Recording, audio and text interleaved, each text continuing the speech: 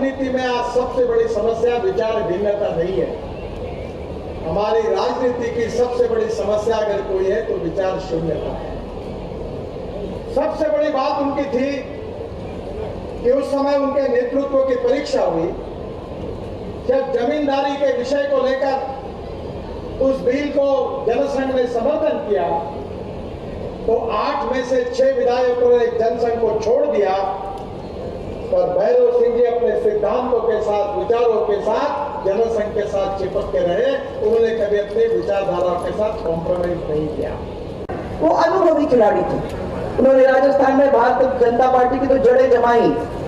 अपनी योग्यता की वजह से 3 बार तो अपने मुख्यमंत्री रहे और हमारे इस देश के उपराष्ट्रपति भी बने।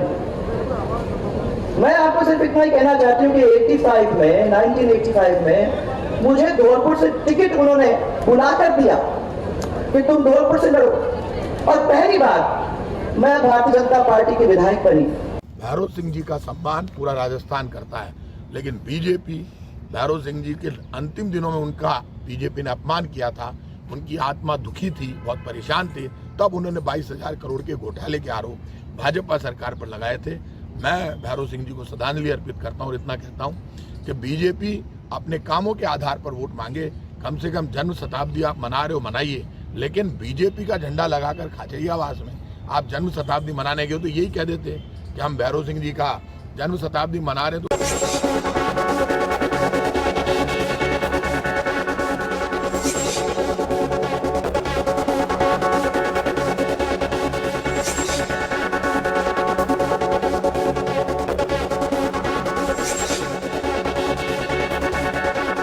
नमस्कार जंटी में स्वागत आपका। मैं हूं योगेंद्र, आप देख रहे हैं खास खबर। खास खबर में हम बात करेंगे पूर्व उपराष्ट्रपति भैरव सिंह शेखावत जी की पुण्यतिथि की, जिसे बीजेपी जन्मशती के रूप में मना रही है। उनके पैतृक गांव खाचरियावास में नितिन गडकरी, केंद्रीय मंत्री, पूर्व मुख्यमंत्री वसुंधरा राजे, केंद्रीय मंत्री गजेंद्र सिंह शेखावत सहित कई दिग्गज पहुंचे और उन्हें नमन किया, याद किया।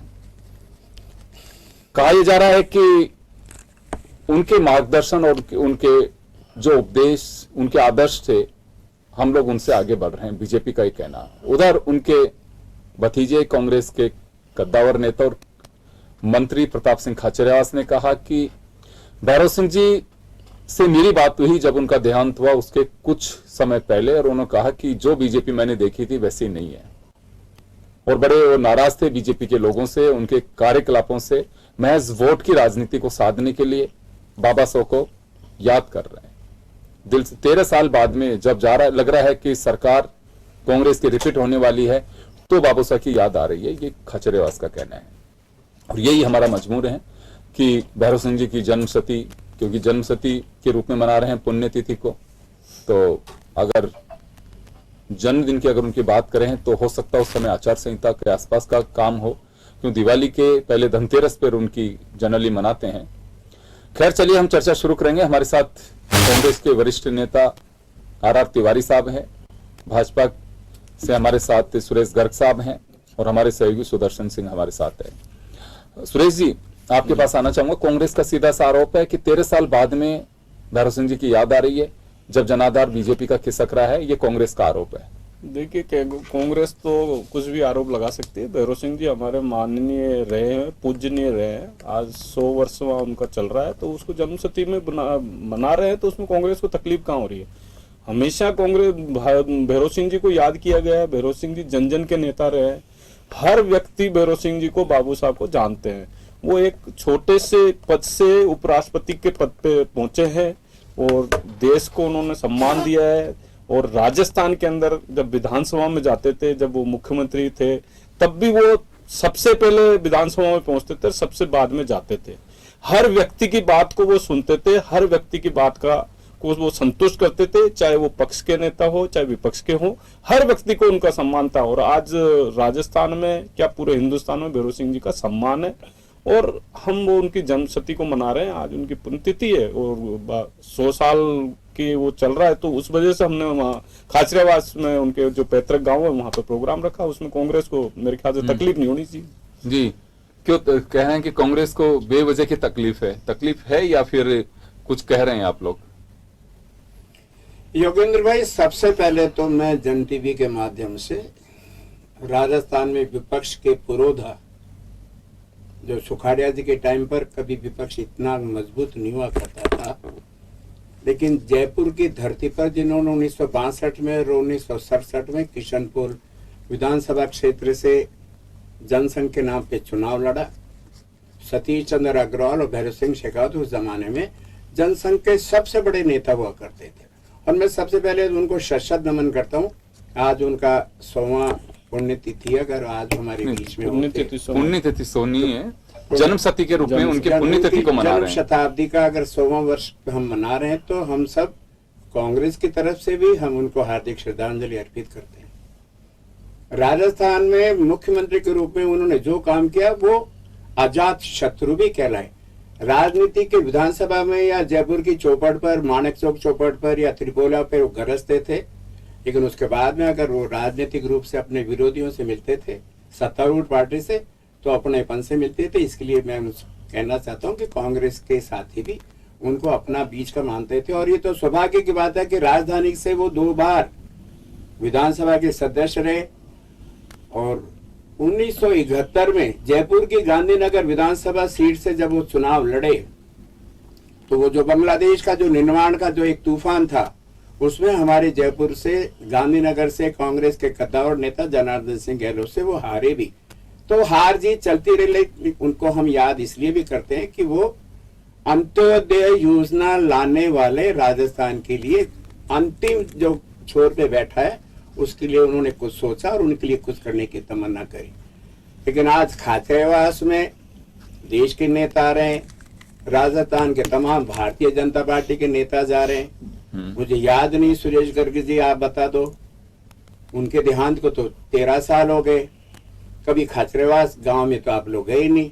चूंकि ये चुनावी साल है, 6 महीने के बाद में भैरव सिंह जी के नाम से आप वोट लेना चाहते हो, वो आपके हैं। वो देश के उपराष्ट्रपति रहे जब उनका देहांत हुआ। योगेंद्र भाई, कहने की बात नहीं है, जिस दिन उनका देहांत हुआ सारे भारतीय जनता पार्टी के नेता, जब भंवरलाल शर्मा जो दिवंगत है, गिरधर लाल भार्गव जो दिवंगत है, उनके शिष्य हुआ करते थे, हमारे जयपुर के चांदपुर शमशान घाट में उनका अंतिम संस्कार कराने का उन्होंने निर्णय ले लिया था। सारी व्यवस्था हो गई थी। उस समय भी राजस्थान के मुख्यमंत्री जननायक अशोक गहलोत थे।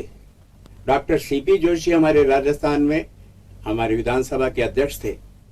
जब अशोक जी को पता लगा कि देश के उपराष्ट्रपति जी, पीसीसी प्रेसिडेंट थे उस वक्त सीपी जोशी, हाँ CP Joshi ji PCC president, जब उनको पता लगा कि भैरव सिंह जी का अंतिम संस्कार हम चांदपुर शमशान घाट में कर रहे हैं, तो उनको लगा ये उस शख्सियत के साथ में नाइंसाफी होगी। उनका जितना बड़ा विराट व्यक्तित्व था, तत्काल रूप से अशोक गहलोत जी ने कहा नहीं, विद्याधर नगर में इनके लिए समाधि की तुरंत में उनको जमीन अलॉट कर और शानदार उनका कार्यक्रम किया। और सबसे पहले जब उनका पार्थिव देह पहुंचा तो हमारे प्रदेश कांग्रेस के अध्यक्ष सीपी साहब सबसे पहले पहुंचने वालों में से थे, श्रद्धांजलि देने। भारतीय जनता पार्टी के नेता तो धीरे धीरे आ रहे थे। आज अपन मरने के बाद में उनके गुणगान गाए उन्होंने साहब। आज भी अगर उनके नाम का वोट लेना चाहते हैं तो ये दुर्भाग्य की बात है। वैसे हम सब उनको नमन करते हैं। ये बातें इसलिए बताते हैं कि वो अजात शत्रु थे।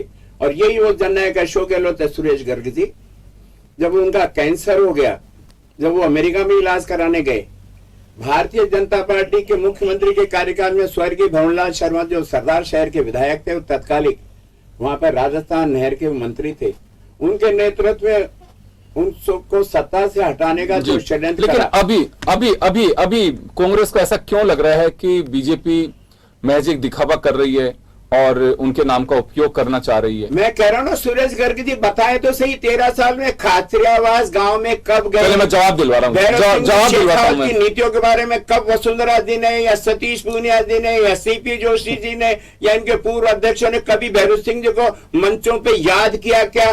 भैरव सिंह जी ने राजस्थान की जनता का, चाहे विपक्ष में रहे चाहे पक्ष में रहे, कभी उन्होंने उनके अच्छे कामों का उन्होंने गुणगान किया क्या? क्योंकि आज 6 महीने बाद में राजस्थान की जनता के बीच में जाना है, भैरव सिंह जी को भुलाना कतई मुमकिन नहीं है। आज उनके नाम पर वोट मांगना चाहते, ये पीड़ा है, बाकी उनकी है, वो करें जैसा उनका अच्छा।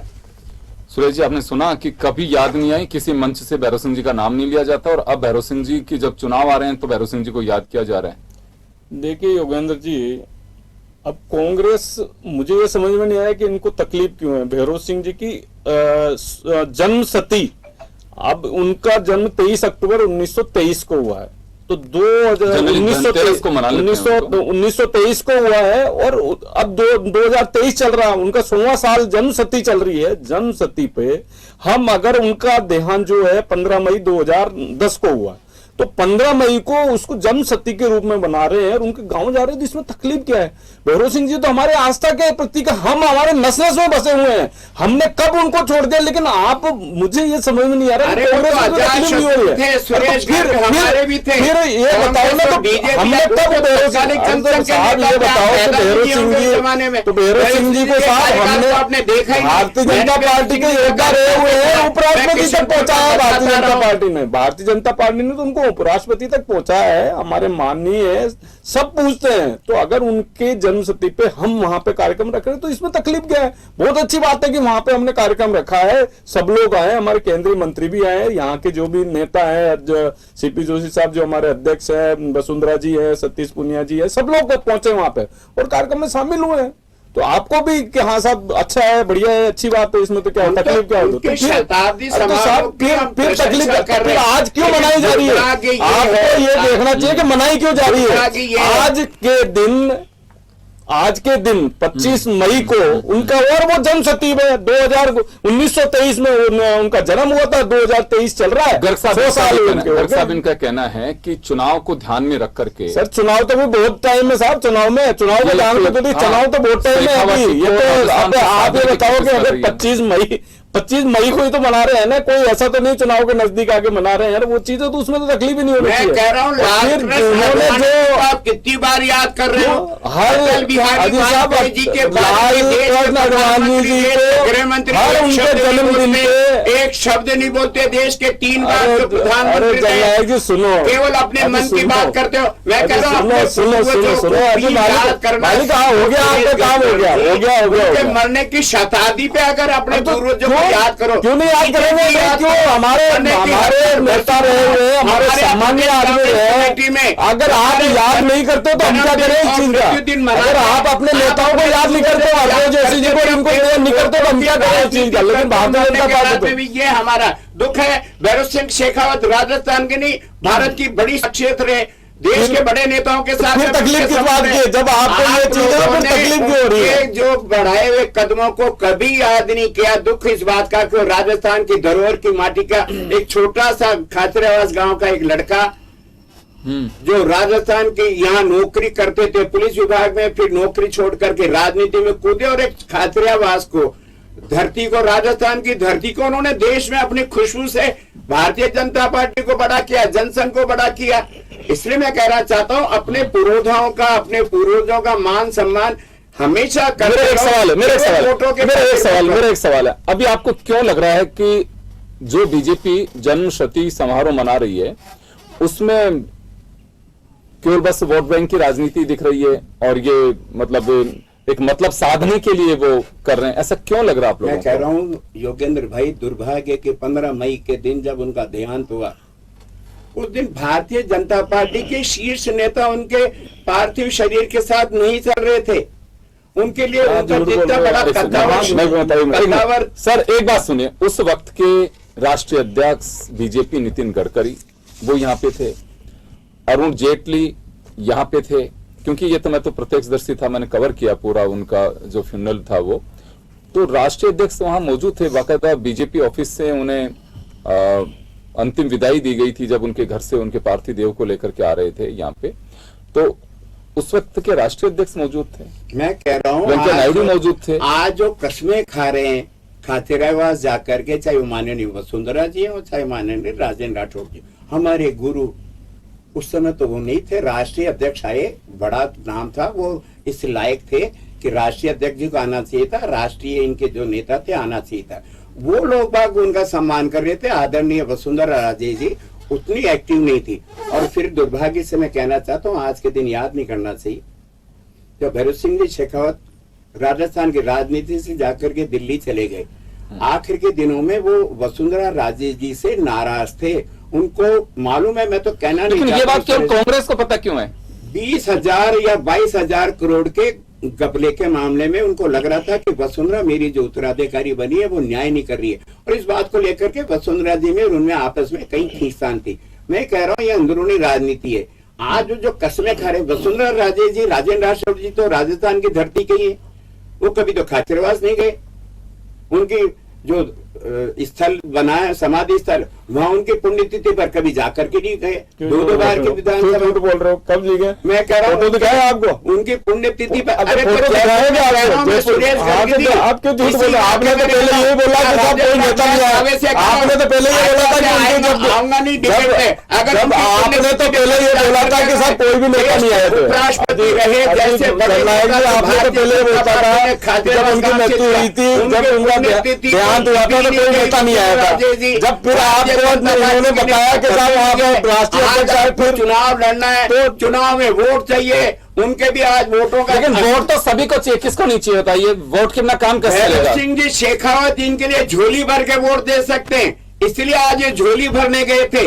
मैं कह रहा हूँ ये इनका हमारा सौभाग्य कि राजस्थान की धरती पर इतने बड़े नेता हुए, चाहे वो हमारे घोर विरोधी रहे हो, लेकिन वो समय पर सही निर्णय करते थे, उसमें जनता की भलाई हुआ करते थे। उस जैसे बड़े महान नेता को भारतीय जनता पार्टी ने आखिरी समय पे उतना सम्मान नहीं दिया जितना वो सम्मान के भागीदारी थे, उनको मिलना चाहिए था। चलिए मैं सुदर्शन आपके पास में आना चाहूंगा। मैं ये देखिए सिलसिला इसी तरह से चलता रहेगा, लेकिन ये जो कार्यक्रम था, देखिए बीजेपी भी अगर कर रही है तो कोई नया काम नहीं कर रही है और कोई गुनाह नहीं कर रही है। जिसको जैसे अवसर लगता है वो हर पार्टी कोशिश करती है। पब्लिक में ओपिनियन क्या निकल करके आती है कि भैरव सिंह शेखावत जी का अपना एक कदरा है और वो केवल एक समाज या जातीय धर्म के ऊपर उठ करके राजनीति की है। उन्होंने बड़प्पन बहुत था उनके राजनीति, तो ओछापन नहीं देखा कभी। तो ये जो कुछ चीजें चलेंगी, क्या साधने की कोशिश बीजेपी कर रही है, या फिर जो कांग्रेस का आरोप है कि वो बहुत दुखी थे बीजेपी के कार्यकलापों से?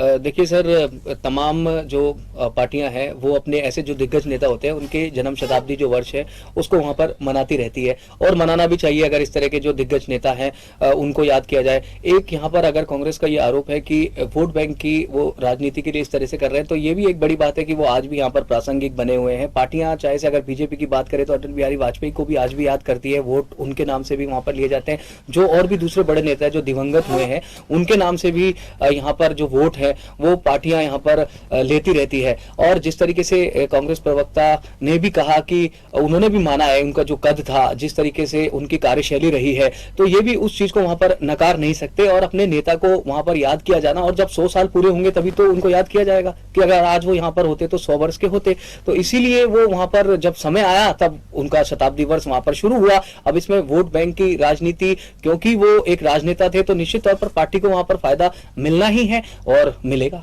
जी इस कार्यक्रम से आपको लगता है कि पार्टी को फायदा मिल सकता है जिस तरह से कर रही है, लेकिन विपक्ष यानी कि कांग्रेस के उनके भतीजे भी हैं रिलेशन में, प्रताप सिंह खाचरियावास का कहना है कि मेरी उनसे बात होती थी लास्ट में, कई बार उन्होंने अपना दुख जाहिर किया बीजेपी को लेकर के।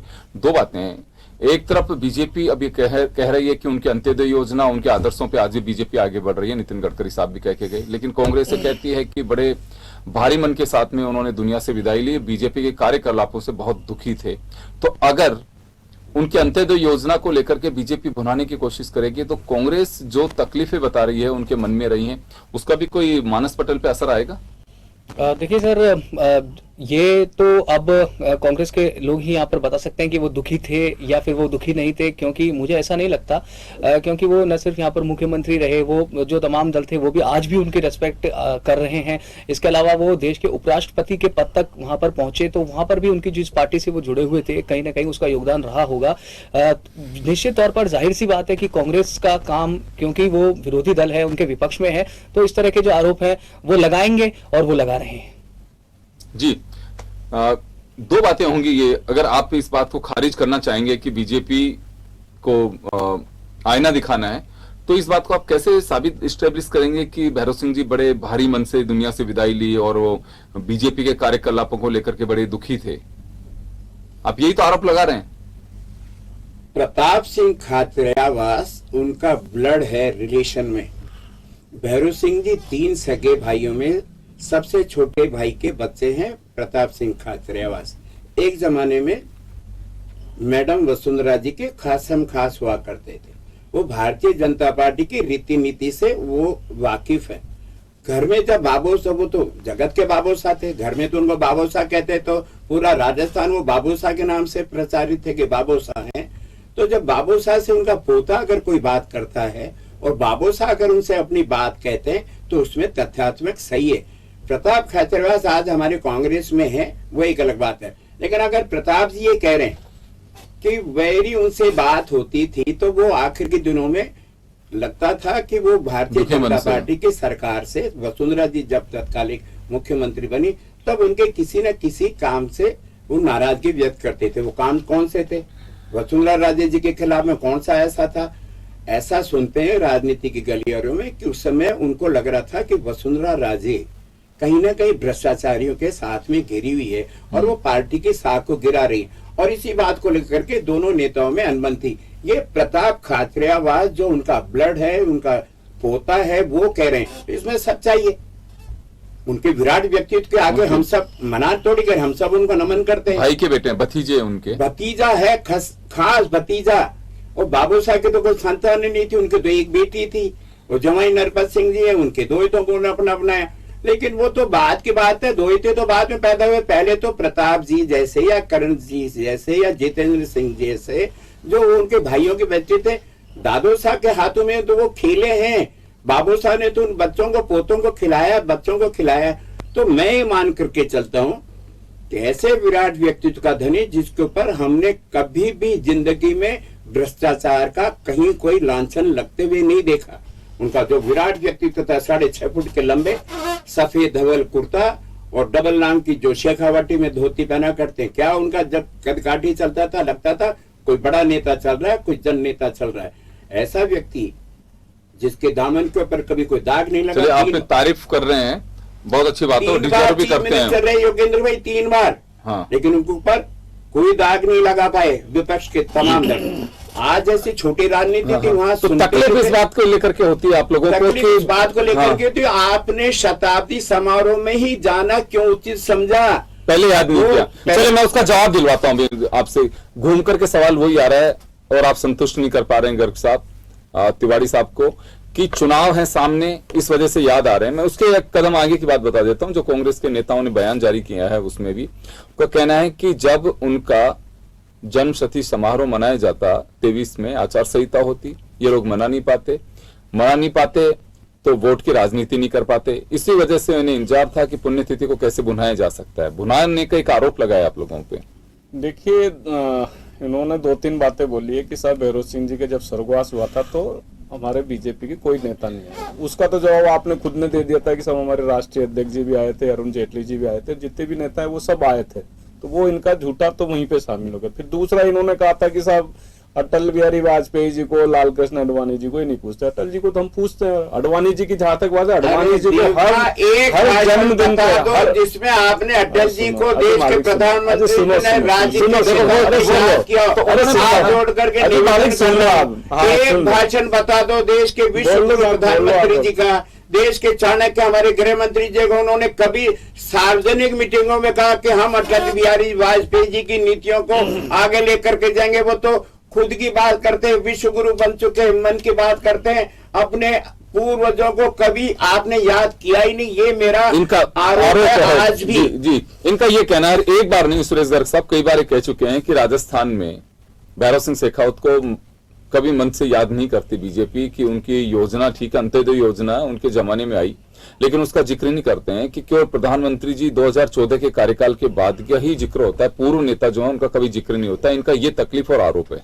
सर ये झूठ बोल रहे हैं। हम हर कार्यक्रम में हमारे भैरव सिंह जी हमारे तो रहे हुए हैं, सब हमारे नेता रहे हुए, हम कैसे भूल जाएंगे। हर प्रोग्राम में भैरव सिंह जी को याद किया जाता है। हर जब भी उनकी पुण्यतिथि या जन्मतिथि आती है तब हम बीजेपी कार्यालय में उनका पूरा कार्यक्रम होता है, सब कुछ होता है। ये तो 100वां वर्ष है, 100वां वर्ष पर हम अगर उनके गांव में जा रहे हैं तो इसमें तकलीफ किस बात की है? अरे भाई, आपको इन चीजों से दूर रहना चाहिए कि भारतीय जनता पार्टी, आप अपने यहाँ देखो ना, आपके यहाँ क्या हो रहा है। आप एक नेता दूसरे नेता को क्या कीचड़ उछाल रहा है, क्या नहीं कर रहा है, और राही खासरेबाज की खासरेबाज एक दो गहलोत की तारीफ करता है, दूसरे दिन सचिन पायलट की तारीफ करता है, तो आप खासरेबाज की बातें की बात इतनी दमदार है क्या? मानुष था जिन्होंने राष्ट्रीय राजनीति में उपराष्ट्रपति अपने सम्मान के कारण से पाया। आज आप केवल वोटों के, अरे जन्म शताब्दी शुरू होती है योगेंद्र भाई, आपने भी लंबे समय से पत्रकारिता देखी है, सुदर्शन जी ने देखी, जिस दिन जन्म शुरू होता है उसके बाद में 7-6 महीने के प्रोग्राम चलते हैं। ये पुण्यतिथि के दिन से तो नहीं होते, लेकिन फिर मैं कह रहा हूं क्योंकि अक्टूबर के महीने में आचार संहिता लग जाती, आपके वोटों की राजनीति गलती नहीं, आप हैदराबाद जाकर के कोई राजनीतिक प्रोग्राम नहीं कर, इसलिए आपने केवल भैरव सिंह जी को याद कर लिया कि चलो पुण्यतिथि के दिन से शताब्दी समारोह ने, और गडकरी साहब जैसे व्यक्ति, सुलझा हुआ व्यक्ति इस देश में केंद्रीय मंत्रिमंडल में कोई नहीं है। वो जैसे आए हम उनका स्वागत करते हैं, तमाम लोगों का स्वागत करते हैं, क्योंकि वो राजस्थान की नहीं, लेकिन एक बात है तिवारी साहब, एक बात बताइए तिवारी जी, गडकरी जी का भी स्वागत। चलिए बहुत अच्छी बात है, आपने स्वागत किया, बहुत अच्छी बात है, बड़प्पन होना चाहिए राजनीति के अंदर। लेकिन आप ये बताइए कि इन पे भरोसा नहीं है, गडकरी जी उससे समारोह के मुख्य अतिथि के रूप में आए, तो वो तो राजनीति करने नहीं आए, उन पे तो भरोसा कर रहे हैं आप? कर रहा हूं ना, वो कहते हैं कि देश में कांग्रेस का रहना जरूरी है, आप याद करो योगेंद्र भाई, इस वजह से रात दे रहे हैं उनको आप। सवाल ये कि विपक्ष, किसी भी लोकतंत्र में विपक्ष के बिना कैसा लोकतंत्र, कैसे सत्ता पक्ष? वो देश का पहला व्यक्ति है भारतीय जनता पार्टी के केंद्रीय मंत्रिमंडल में जो कहता है कि विपक्ष में रहना जरूरी है, और कांग्रेस का विपक्ष में रहना, कांग्रेस का जिंदा रहना जरूरी है। उसका मंत्रालय छीन ले और आपने उनको सर्वोच्च मंत्रालय छीना, अभी तक तो कोई मंत्रालय सर्वोच्च आपका जो मंडल में से निकाल उसमें रख दिया, मतलब पहले किसी बॉडी में थे ना, मार्गदर्शक मंडल में, तो वो भी बैठे हुए जिंदा है ना हमारे। कहा है लाल कृष्ण आडवाणी, कहा है मुरली मनोहर जोशी? तो आपके कैसे ये देश भारत का बना ही 2014 से, उसके पहले 3 बार देश के प्रधानमंत्री मैं कोई पता नहीं लगता। मैं रोक रहा हूँ, मैं माफी चाहूंगा। आज आपने सुरेश गर्ग जी को बहुत कम बोलने दिया और आपकी बातों को उन्होंने सुना भी, वो बोलना चाह रहे थे लेकिन आप बोलने नहीं दे रहे थे। खैर समय अभाव में मैं रोकना चाहूंगा। खैर भैरव सिंह शेखावत जी की पुण्यतिथि पर भाजपा ने जन्मशती समारोह का आगाज किया है। उनके पैतृक गांव खाचरियावास में जाकर के सभा की केंद्रीय मंत्री नितिन गडकरी, गजेंद्र सिंह शेखावत, पूर्व मुख्यमंत्री वसुंधरा राजे सहित कई दिग्गज मौजूद रहे, पार्टी के अध्यक्ष वहां पे रहे, और एक बात पूरी तरह से कहने की कोशिश की बीजेपी ने कि उनके आदर्शों पे हम आगे बढ़ रहे हैं, उनके आदर्शों को कभी खारिज नहीं किया जा सकता। लेकिन कांग्रेस को लगता है कि महज राजनीति कर रही है बीजेपी, और ये उस वक्त कर रहे हैं जब पुण्यतिथि उनकी आई है तब, या तो उनके जन्मदिन से मनाते, लेकिन उस वक्त का आचार संहिता रहेगी तो बीजेपी उन्हें भुना नहीं सकती थी। बात भुनाने की आ रही है और कांग्रेस इसे खारिज कर रही है कि बड़े मन के साथ, यानी कि वो दुखी मन के साथ में उन्होंने प्रताप सिंह खाचरियावास से शेयर किया कि बीजेपी का कार्यकलाप बिल्कुल भी उचित नहीं है, ये जन सहयोग की भावना से काम नहीं कर रहे हैं। खैर चलिए अभी जनता देखेगी कि किसको क्या करना है। अपनी अपनी बातें अपने अपने प्लेटफॉर्म पे हर कोई रख सकता है। बहुत बहुत शुक्रिया आप सभी का। खास खबर में इतना ही, दीजिए इजाजत, नमस्कार।